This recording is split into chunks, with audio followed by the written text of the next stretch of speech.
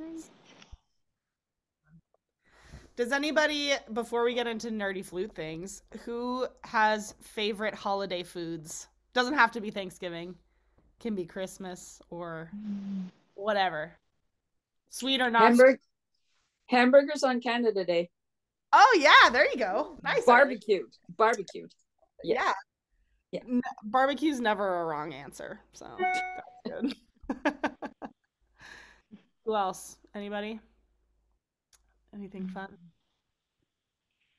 We just finished making the green bean casserole, which I really like. And I Mhm. made some homemade gluten-free those little like Danish butter cookies.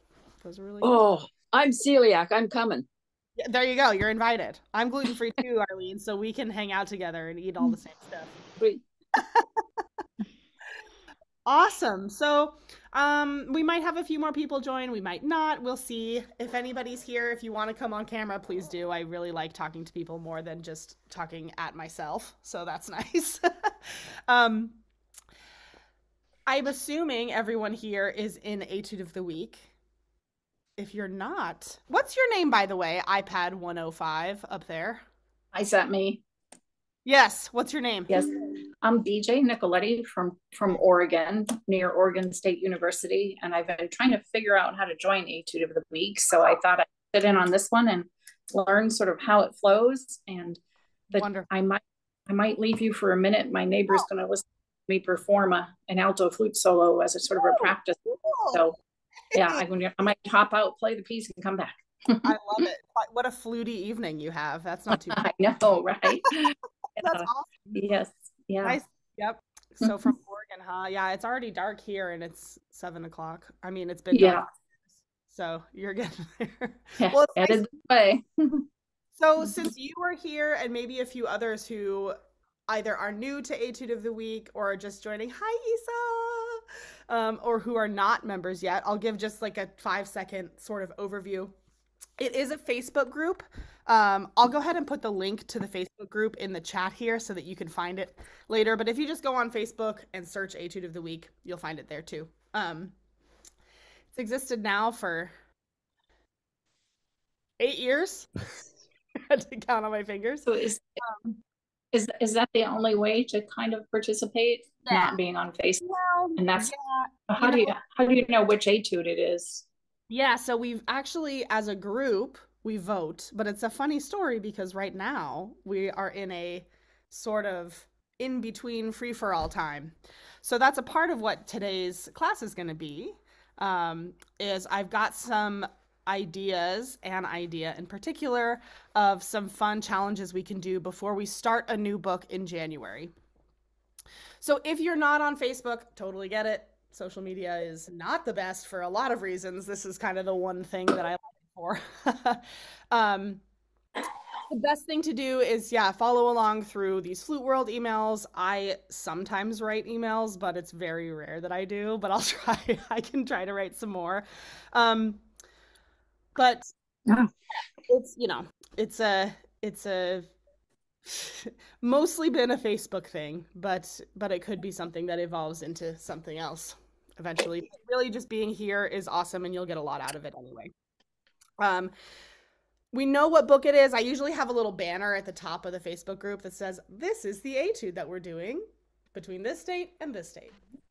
We always do one a week. So we start on Mondays. Usually when we're in a book, we'll start with number 1. The next week we do number 2. The next week we do number 3. But anyone can post any part of an etude, or they can post past etudes. So let's say you join the group and we're already on number 18. You can go ahead and post any, 1 through 18 is allowed. We just don't ask that people move forward because it helps people kind of stay encouraged to continue. So, but yeah, if, let me actually here, I'm going to do this right now before I forget. I'm going to post the link. Maybe. My thing is like, you're not logged in. And then I'm also going to put my email address in here. So that way, if anybody has any specific questions or you need help joining or you want to just kind of stay in touch and keep track of what we're doing without having to be a Facebook person, we can do it that way. So where's my chat? There it is. Here's my email address, etude@gmail.com. Boop-a-doo. That's me. So email me anytime. I love talking about flute nerd stuff. So, so who here has participated in our free-for-all since we've been doing it for the last few weeks, month? Anybody? I did one post with it, which was really fun. So it's kind of a rare thing that we do a little free-for-all in Etude of the Week because it's always in between books. And usually the books are like, you know, between 12 and 24 weeks. So it's some months that we do them. So right now is a beautiful time for us to kind of be able to pick and choose for ourselves what issues we want to resolve for ourselves and how to pick etudes that go along with those things. So before I get into the etude that I want to work on with everybody today, I wanted to just go around and talk a little bit about and ask everybody, what are some of the things, like when you sit down and you play flute or you're going to practice or you're thinking about, man, I really wish if I picked up my flute right now, I'd be able to do this or solve this problem, whether it's play loud in the low register or be able to make it through this phrase in one breath or be able to, you know, play this really fast thing or whatever.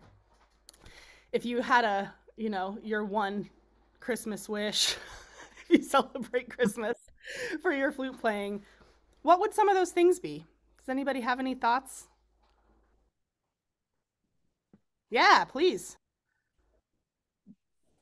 Arlene, I would like better tone and more musicality.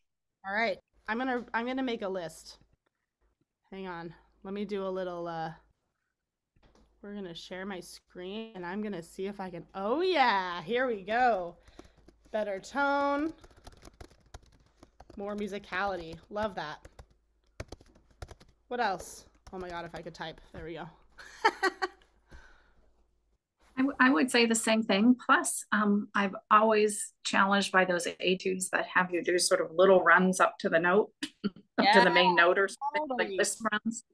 And also the ones that, you know, you sound kind of like two players, like dee da da da dee da da da dee da da da. What would I even call that? I know exactly what I'm just gonna say, like melody, harmony. We'll just call it two players. Yeah, I'm sure that there's like an actual technical musical term for that my brain isn't wanting to know right now. Hi, Beth. Okay, what else? Anybody else have any? I still struggle with rhythm. Rhythm. That's a great one, Cheryl. Oops, I don't need to write your name. I'm just gonna write rhythm. Yes, definitely. I mean, it's one of the most important things, you know, and I think we overlook that a lot of the time. Like, how do you actually really sit down and practice rhythm in a way so that you can start to feel it, you know? Because there's this huge disconnect when you're working on rhythm where you've got the metronome on and you're like, okay, 1 and 2 and 3 and 4, whatever. And then being able to actually really feel that rhythm and play it in a way that feels connected to the music, you know? There's like a little magic middle ground, I think. But that's good. What else? I'd say breathing. Yeah. For me, definitely. Danny. Challenging my breathing. Yeah. I mean, that's really the foundation of all of it, right? So let's put that baby's going at the top for me. Because me too. I've had bronchitis for a month, so I have to get back into my breathing vibes here. So very good. Yeah. What else? It's okay if I'm gonna write for me. I like to have soft, high register stuff. I've really been thinking about that a lot. How magical really playing really beautifully, softly can be. You know, there's something really special about that. Also, Intonation, this kind of goes along with that, but I'm just going to say intonation in general, but you get the idea, right? There's a list here, and we all have our lists. And sometimes, the priority of the list changes often and constantly. And I think that's something that's really tricky about finding and practicing etudes. And I know I've talked about this like 1 million times, and I'm going to talk about it 1 million more times. It's so important when you're practicing, whether it's etudes or scales or exercises or pieces or whatever, that you have an idea of what it is you're trying to do, right? You approach your practice session with an intention so that you can be aware of what's working and what's not working. I know, at least for me, and I'm sure many of us, there's been so many practice sessions where you show up and you play something and it's like, oh, my breath isn't working. I don't like the way my tone sounds. My articulation isn't working. Not sure if these rhythms are right. And it's like your brain goes through every single thing in the list that you're doing wrong. And then you're like, wow, I'm not good at this. Now I feel bad about myself. And it's all of those really heavy feelings of like, ugh, I'm not good enough for this, instead of looking at that list and saying, okay, didn't like my tone much, my breathing wasn't very good, not sure about my rhythms. And instead of attaching your, self-worth and identity to those things, we can take each of those problems and get a lot more specific with them, right? The fast fingers and friends with the metronome. Yeah, Issa, girl, I hear you. Those are things to work on. And Beth said, working on extended techniques. Oh, cool. That's great. Fun, Beth. That's really cool. I'd like to ask you more about that in a second, actually, and what you're working on. But, so the point is, no matter what it is, right? Etudes, pieces, blah, blah, blah. It's also overwhelming because there's so many things we can do. There's tons of etude books. There's tons of pieces. There's tons of exercises, and so many that we don't even know about, So to pick them can be challenging, but if you approach them with an idea of, I want to work on this specific thing, then no matter what, you're going to accomplish something out of your practice session versus just showing up and being like, I don't know, So in Etude of the Week, I've sort of been out because I've been like, sick and sleeping all the time. But now that I'm getting better, I have noticed that I think it's time for a little bit of structure in our little group. Because I think when we have no structure at all, people are just like, I don't know what to do. So I came up with an idea today about how we can take some of these kind of bigger foundational pillars of our flute playing, like breathing or tone or articulation or intonation, or extended techniques, Beth, right? Any of these things that are really huge topics, right? Like if you approach your practice session and you're like, I want to work on my tone. Okay. But like how though? Like what does that actually mean? So I wanted to take each of these. We're going to start a new book in January. I think it's best to wait until after the holidays. We'll start a brand new book, 2024. I'm working on what that's going to be, so don't worry about that yet. But we have 6 weeks. So in 6 weeks before January, how can we sort of bring attention to some of these core aspects of our flute playing through specific etudes that are not necessarily all out of the same book, right? So I want to have we're going to do a little holiday challenge, so to speak. Hey, Sue, what's up, girl? You sent me a message. I have to respond to it still. Don't worry, I didn't forget about you. So yeah, how can we, over these next 6 weeks, kind of get ourselves ready for going through an entire book, get ourselves in the right mindset so when you're sitting down and you're playing an etude, whether it feels like it's something that makes sense to you or not, we're getting something out of it. So I've determined this first week, starting on Monday, is going to be our breathing / tone week. And this is my idea. If anyone has any thoughts about it, please feel free to tell me, because I'm always open to suggestions. The idea is I will choose an etude that I think works really well for me to practice those things. Something that I've focused on, something that really, feels like a good thing that we can all participate in. Everyone can use that etude.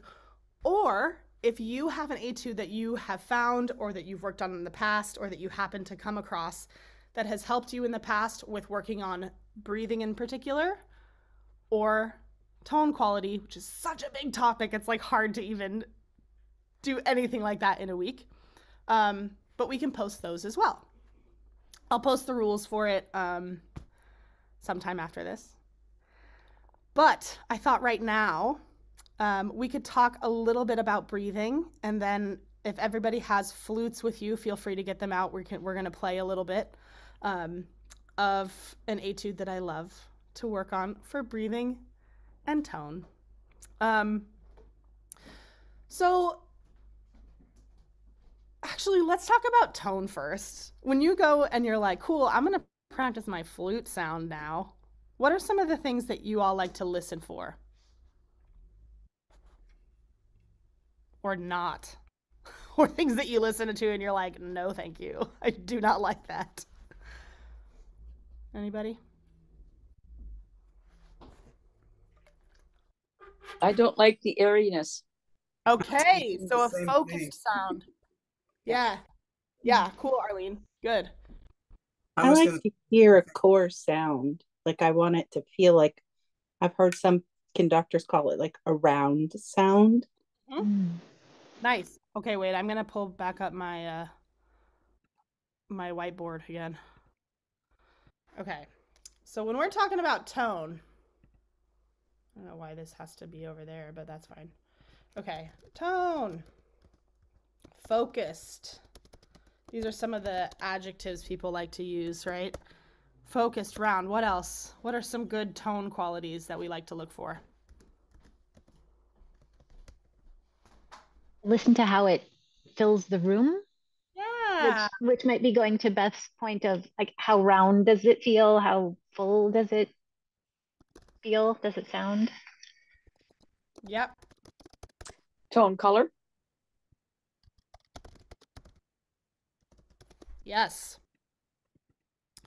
I'm sorry, I can't even see this because you guys, my brain is not functioning at the normal rate. Okay, here we go. Yeah, I spelled it right. Okay, cool. So, yes, I think these are all little tools in our tone toolbox, right? Something that I have really learned a lot, actually, more recently over these last few years, is that there's really not a right or a wrong sound. There's a sound that we like as Western musicians, as, children of the French flute school from Moïse and Taffanel and Gobert and Ron Paul and Wibb and Galway and all these people who have influenced us. The orchestral playing, all these things. Airiness isn't bad. It's just a sound, right? Being loud isn't bad. It's just a sound. Cracking notes isn't bad. It's just a sound. But we want to be able to make these sounds as intentionally as possible, right? So if you're sounding airy and it's not your intention, that's when it's like, okay, what do I do to make it sound more full or supported? I think that's a really important way to approach your practice sessions, because if you don't feel like a sound is good or bad, it just is a thing. It's a tool for you to use to express something. This whole metal thing is just a tool for us to express ourselves, right? Then it's a little less personal, and then we can get into the fun part of practice, which is that experimentation and curiosity. We can treat it like we're little kids instead of like we're, we have to do things the right way, whatever. But that being said, I do understand the ideal sort of, Western French, luscious, good, full flute sound that we all, you know, kind of crave. It's why we're attracted to this thing, a lot of us. And it starts with breathing, right? How many of you practice your breathing when you play? I'm going to give myself even like a kind of sometimes.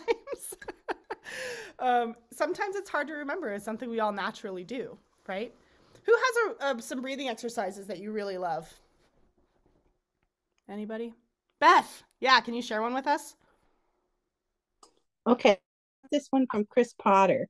Oh, great. So it's for alto and bass flutes. But what she does is she has you play in it, like you set the metronome at 60, and then you take in a really big breath, and then you just keep playing until, and you count like however many beats you go.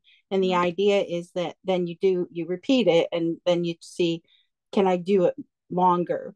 And the idea is you kind of evaluate, like, what did you do differently? Like, how did, hopefully if you did better, and most people usually do, they not always, but if you did better, what did you do differently? So that then you can kind of think about how to do it again.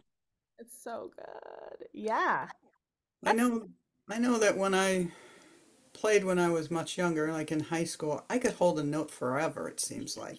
And now I'm hard pressed to hold it for 8 or 12 or 16 beats. Right. And it's like I'm dying at the end of a note, Absolutely.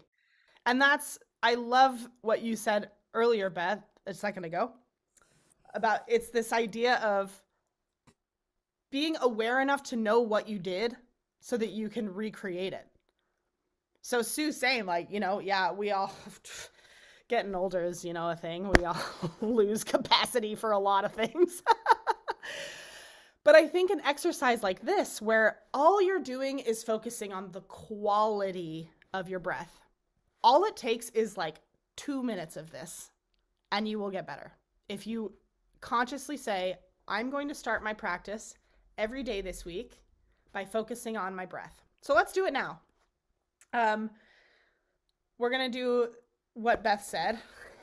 So I'll turn a metronome on at 60. I'm going to leave my sound on. Don't judge me though, just because we'll see what happens. No, I don't even need to say that. No one judges anyone here, so forget it.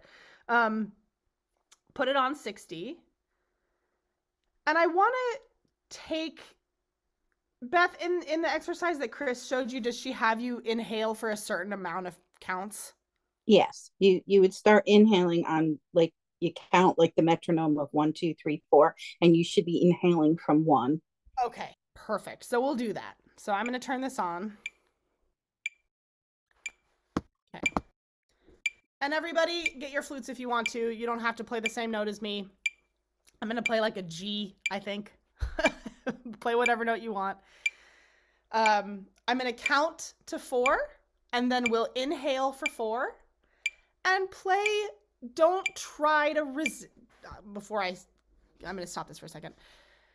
Don't try to conserve anything. Don't try to play too loud. Don't try to play too soft. Just let it be natural and count how many beats you get. This is not a competition. This is not a contest with yourself. This is not meant for you to judge yourself at all. This is just for data, okay? So I'll count to 4. We'll breathe in for 4. Play a note as long as you can and see how many counts you get, okay? Here we go. 1, 2, 3, 4. Breathe in.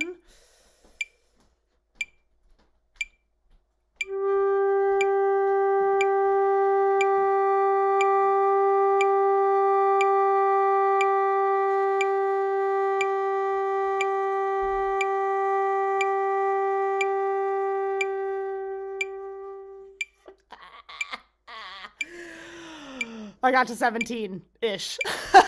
17 quietly. Issa's still going. Look at her. Issa's getting to 30 over there. How many did you guys get? What'd you get to? Who wants to share? You don't have to have a flute to do this exercise, as Beth was showing us. She had her little finger flute. I got to just before you quit, I quit. So Nice. All right. Good work, Sue. I got to 17 as well. Just 17? remember though, it's not about like what other people got. It's No. what did you get? Exactly. And trying to just better yourself. Yes. Always. For sure. Yeah. So let's do it again. And I'm not going to tell you what to do or what to change. Just try to be aware of how that felt for you and see if you can make some kind of little adjustment to get maybe even just a half a second more at the end. Let's see what happens. I'm going to turn it on. Ooh, got a little, that'll help. All right. We'll count to 4. And 1, 2, 3, 4. Breathe in.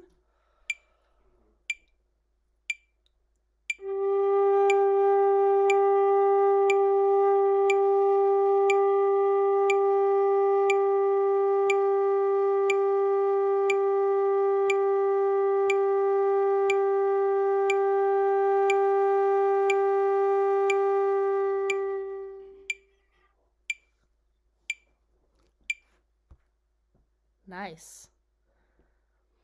How many of you felt like that was better than the first time? Couple. Isa says no. How many of you felt like it was not better than the first time? Okay, let's do it one more time. And this time I want you to just increase the awareness to see if you can be specific about what it is you're feeling, whether it's better or worse. We're just going to call it different. They're different every time. But if you have something specific that you can speak to that you're feeling when you do it this third time, okay? Whether it's better or worse, doesn't matter. Okay? Let's try it one more time. And here we go. 1, 2, 3, 4. Breathe in.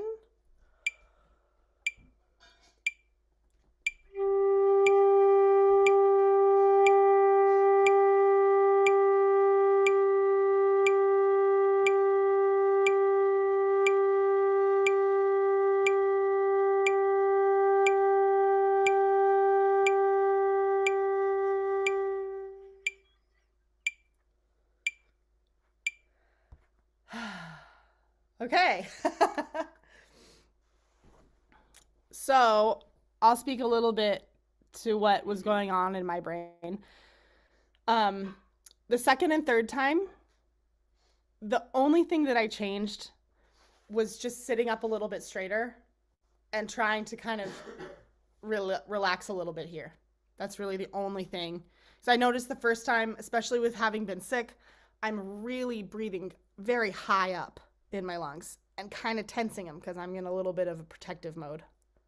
So the second and third time, that's all I did. So I tried to just feel my butt a little bit better, sit on my sits bones, you know, engage my core just a little, and flap my little chicken wings, get a little more relaxed.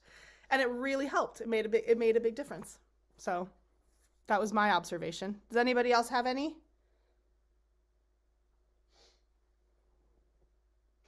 Lisa, trying to tell myself to relax and not watch anyone else. Good. Yeah. Someone just. I think I tried to prepare more the second and the third time, and I actually didn't get as good of a breath on those 4 counts either time in the second and third. Although I was able to hold the third one a little longer than I did the first one. Cool. So, Very I don't know. cool. And Yeah. the chair So I'm sitting in isn't good for this, so Yeah. I noticed that too. And so the other takeaway that you can use from this is you could actually, the idea is to take this over a 2-week period and, you know, write down like, and pick different notes and different octaves, but do the same notes every day. Yep. And keep track of it for 2 weeks and see like over time do you find like you've actually made some real improvement? Yep. I think to add to that, Beth, something that I'm writing this down because I think this could be a really cool part of our challenge, actually, like to add this to the beginning of the posts, is be as specific as you can about what you notice.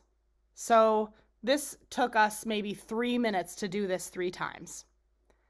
And I noticed one thing about myself that I can now use, you know, tomorrow and the next day. Okay, I do this one thing, it helps.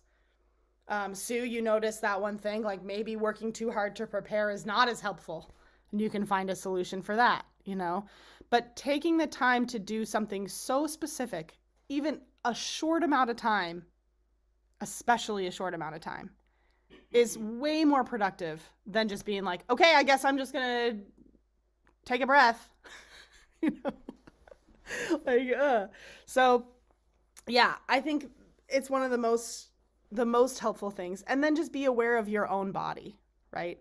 Then from there are tons of things that, you know, you can hold your lungs this way and engage in with your core this way, and hold your arms this way and do this with your head this way. All of those things apply and are appropriate.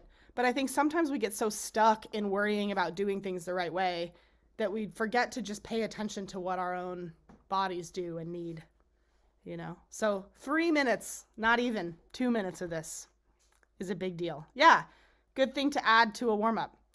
So now I want to transition into a little tone study. I know we've done this a bunch of times, but it's one of my favorites.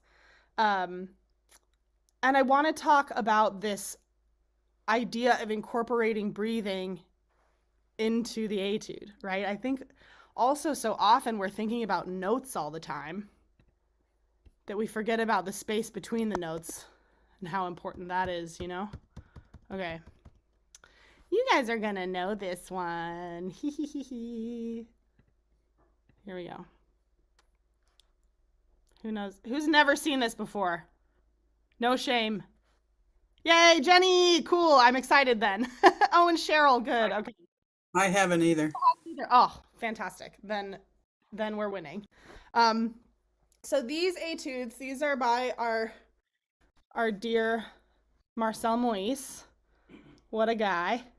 And these little melodic studies are so beautiful, and they're short, and they're just wonderful for helping with breathing and tone. So I want to play through this together if you have your flutes. If you don't, you can just listen. And we're just going to keep our awareness on what's going on with the breath. First things first, so often people, we don't take our time to take a good breath in the beginning of things. It happens to me all of the time, especially in performance situations or recording situations, right? Where you have pressure on you somehow. It's like we have to rush to take this first breath. So we're going to start, but I want to take a few breaths before we do. Okay, and then feel free to read this. Can everybody see it? Here, I'm going to do this. Ah, that's better. We're just doing this first 2 lines anyway. Okay, so let's do kind of similar to that exercise. We'll breathe in, actually breathe out all the way. Oh, look at the puppy. Oh my God, it's really cute. Arlene, your dog's cute. I love dogs. He thinks he's a princess. Yeah, he's probably right. Okay, breathe out all the way. Let all the stale air out. Now we'll breathe in nice and deep. And out. Okay, sit up nice and tall. Breathe in deep, and then we'll start.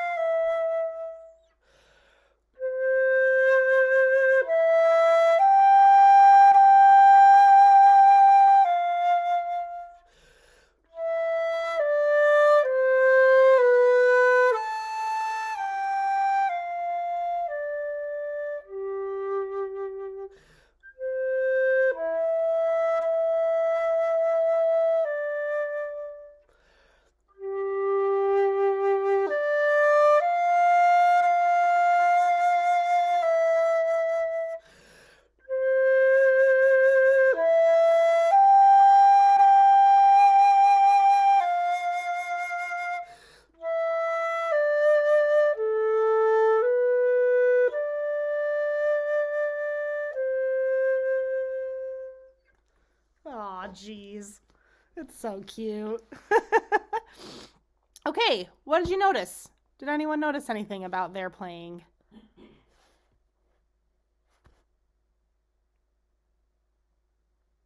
My tone got better the longer we went with it. Cool. Okay. Why do you think that is, Sue? I relaxed a little more for one, Hey! and a, I didn't take the best breath at the beginning, and I was doing better as I went along as far as breathing. Beautiful. Very good. Asking that one next question, I noticed this. Well, why do you think that is? Then you get to the real gold of the situation. You relaxed more, that helped you sound better.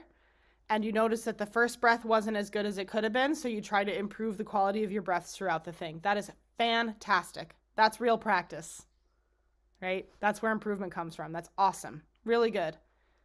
Who else?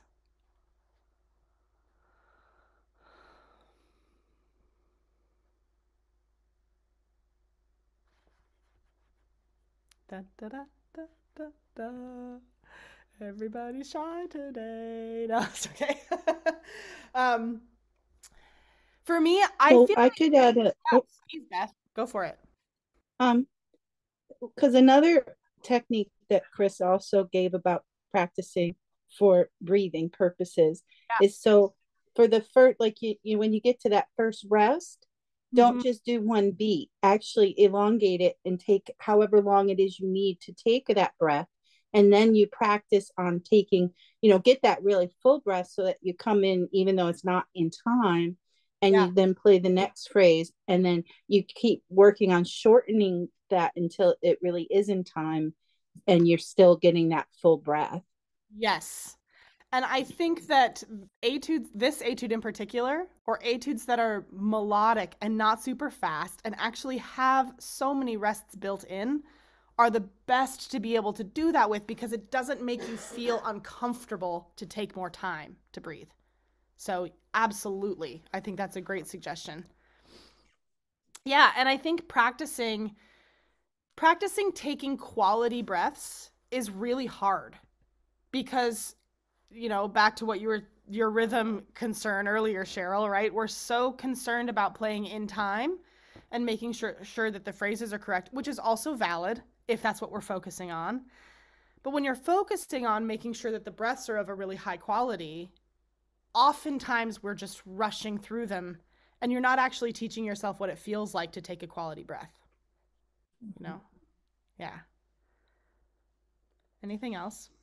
Did anyone notice? I'm just looking in the chat. Nope. Okay. For me, I definitely noticed that I was running out of breath at the ends of phrases way sooner than I liked to. So I tried to kind of play a little softer in the beginnings of the phrases as I went through, just to kind of not let all of it out right away to see if I could make it through. It was okay. Not a huge success, but that's all right. We'll do it again. So let's play it again. And this time I want you to pick something that you noticed about your own playing. Or if you don't have a flute, imagine what you might notice about your own playing. And see if you can come up with just a quick little potential solution to that problem and incorporate it here and see what happens. Whether it's taking a longer breath or playing a little softer or, taking more breaths if you need to, also fine. Issa, did you have something to say? So I'm kind of confused on how to have good tone, but also play soft.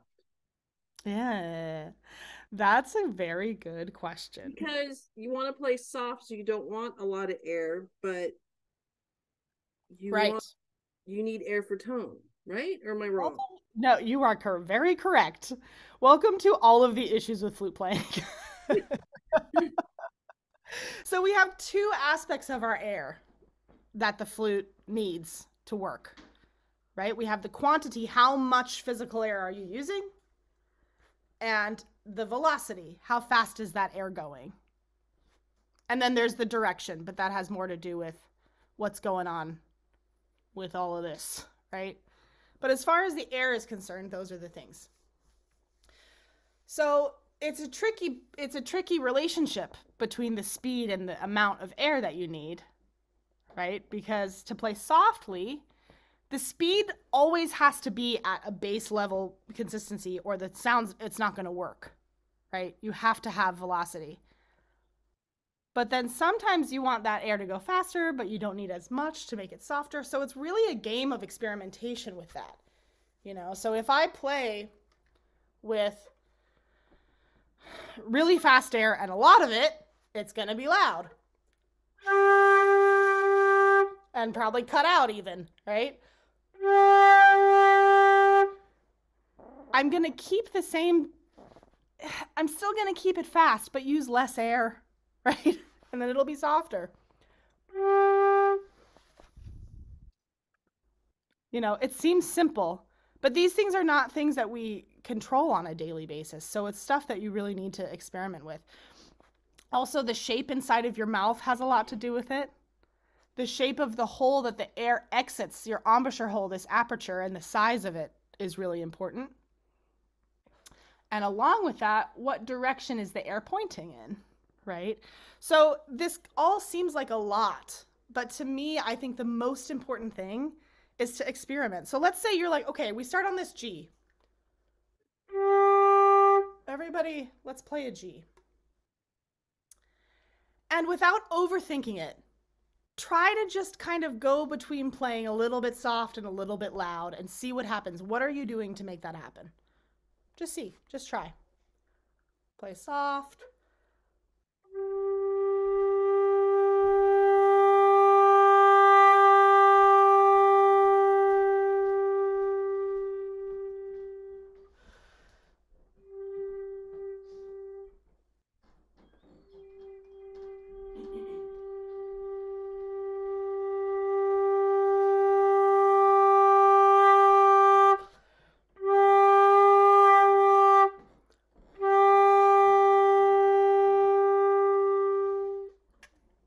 Anybody discovering anything? You said anything happened for you?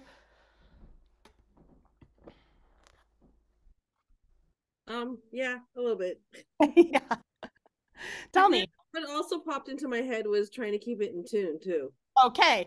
This is the rabbit hole, everyone. So Issa's known for rabbit holes. She loves them. No, we all do. I'm just kidding. Where you start working on something, right? We say, I'm working on my breath today. I'm going to focus on my breath for this amount of time, make sure I take good quality breaths. Great. You do that, then you're like, wow, I took a really good breath, but now all of a sudden I'm really sharp and everything's really loud. Oh, but now how do I fix that intonation? Oh no, that's sharp, but then this one's flat. Oh my gosh, now I have to make my G's less flat and my C sharps more flat. And then now all of a sudden I'm cracking these notes and now I'm quiet, but I wish I was louder and now I'm louder. And it's like you go down this whole thing of it's impossible, right? Because it's just too much and it's really overwhelming. Then you give up. Yeah, exactly. Then you're just like, forget it. I'm going to go make some more cookies. So, you know, I'm going to go snuggle with my cat, your sweet little kitty. But that is the most important thing. I don't care what etude you're playing or what scale you're playing or what flute you're playing or how many years you've played or whatever, right? The most important thing is that when you sit down to practice, you spend at least a little bit of time focusing on something small and just doing that thing and let all the other stuff go. If you come across something like you just did, Issa, where you're like, you know what? I wish I could play this note softer. How do I do that? Write it down and come back to it with intention another time. Or, okay, I did that, but now it's flat. It's not in tune. Write that problem down, right? And we go through and try to solve one problem at a time instead of, you know, putting the whole thing out there at once. Instead of the rabbit hole. Yeah. But then there's another side of that, though, too, where the rabbit holes are also great because then you discover other problems that need solving, which is fine. I forgot your name again. I'm so sorry. My brain. BJ. Thank you. I love those tips. Those are good ones. for some reason, it made me remember, I don't quite remember his name. Is it William Bostony? Bostony? Yeah, Butsani. Yes, yes, yes. Yes. Yeah, he did a Zoom session at some point, and it was interesting. One of the techniques he gave, and somebody else did this too, maybe you all have done it, is you practice the phrase without your flute, just with your breath energy, from including the dynamics, because you can sort of hear it and feel it differently than when you're dealing with your instrument. And then, you know, you try to apply that on your flute. So just that actually, that's a really, I love that suggestion, BJ. Yeah. Let's do this with this exercise because I think that's a wonderful thing. So we're going to have to use our imaginations. No one's going to play. Just breathe with it, okay? So I'll start it. I'll count us off so you have a tempo-ish. And then we'll go. Okay, so we'll go 1, 2.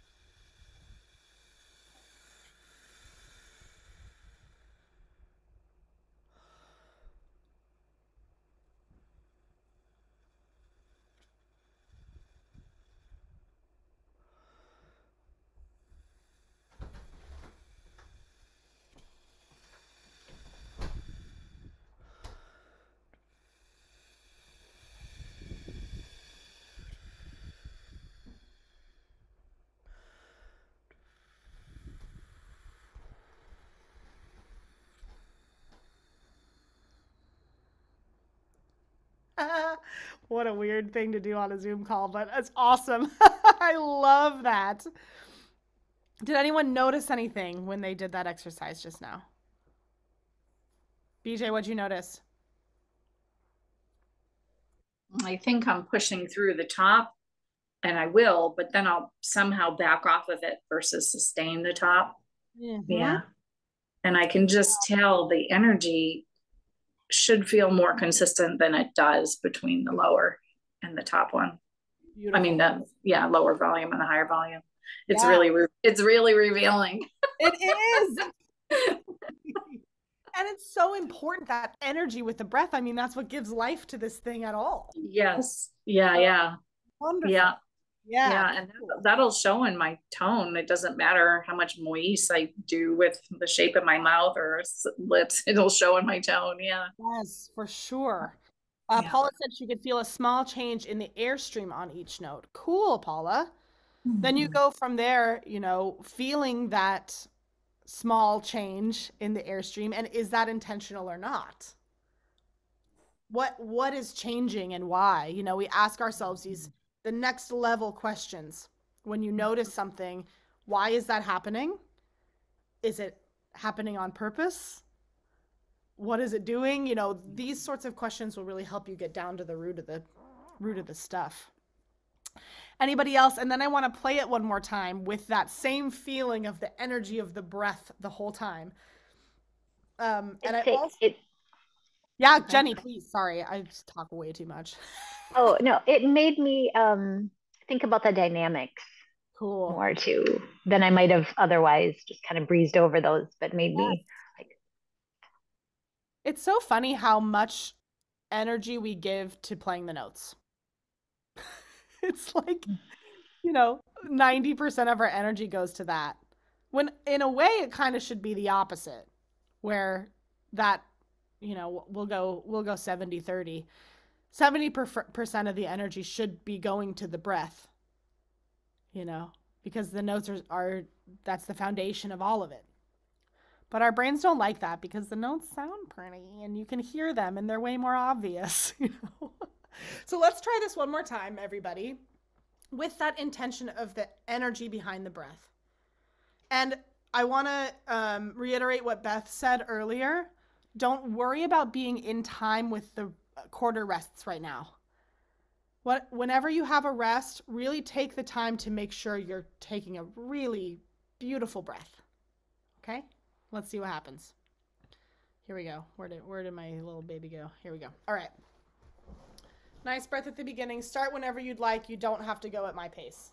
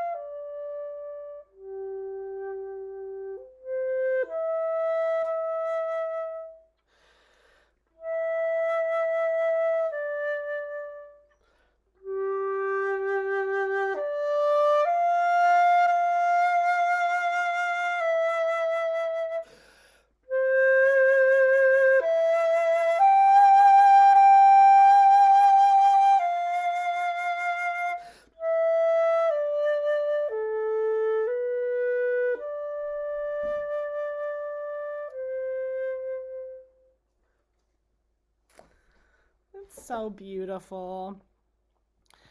So I in the middle, my breath, I lost it because I was thinking about how I'm squeezing my flute too hard. Speaking of like something that takes you on totally off track.